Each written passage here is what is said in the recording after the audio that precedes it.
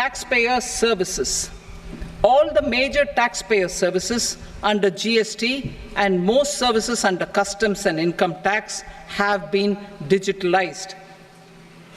All remaining services of customs and income tax, including rectification and order-giving effect to appellate orders, shall be digitalized and made paperless over the next 2 years. Litigation and appeals.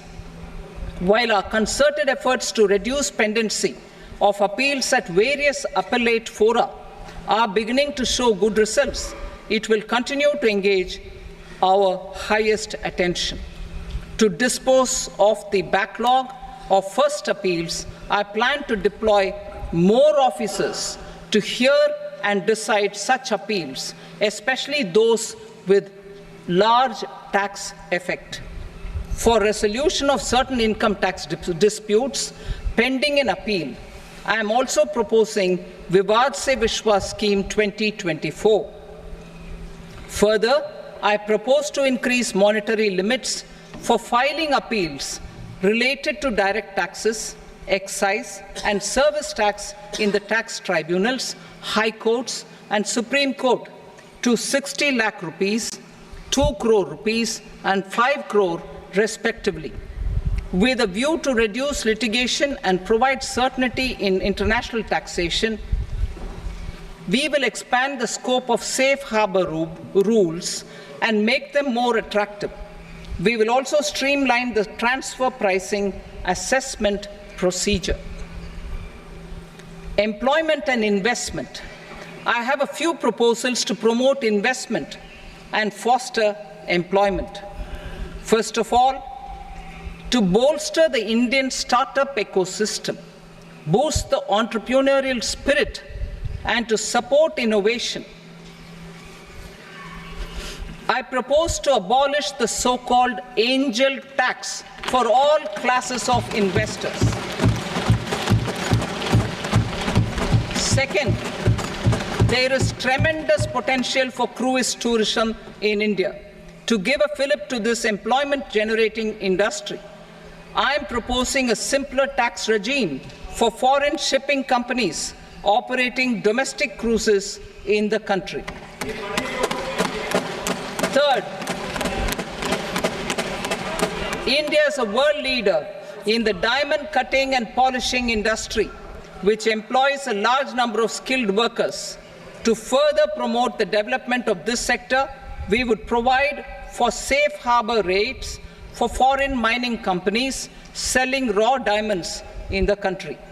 Fourth, to attract foreign capital for our development needs, I propose to reduce the corporate tax rate on foreign companies from 40 to 35%.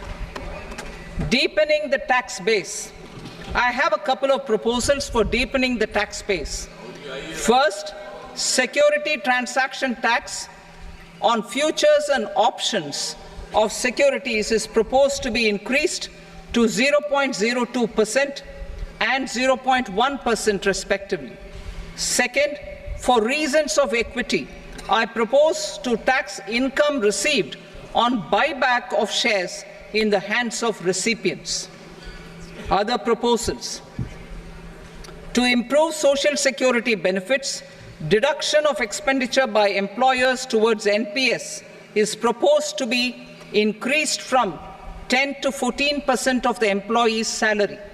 Similarly, deduction of this expenditure up to 14% of salary from the income of employees in private sector, public sector banks and undertakings opting for the new tax regime is proposed to be provided. Indian professionals working in multinationals get ESOPs and invest in social security schemes and other movable assets abroad. Non-reporting of such small foreign assets has penal consequences under the Black Money Act.